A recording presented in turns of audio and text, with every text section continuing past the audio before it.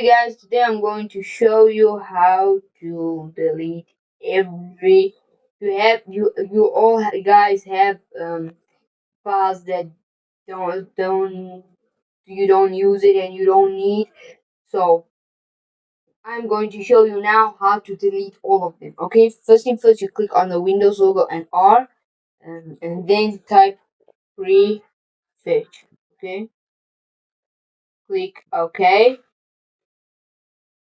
and you will find tons of files you don't need. Okay, just make like that. Just delete everything. Okay, and just delete. You will find some files that they don't want to delete. Okay, just click and that's it. And if you also guys want to go to the recycle bin and just click um, empty recycle bin and you just click all. Okay, and that's it. Bye.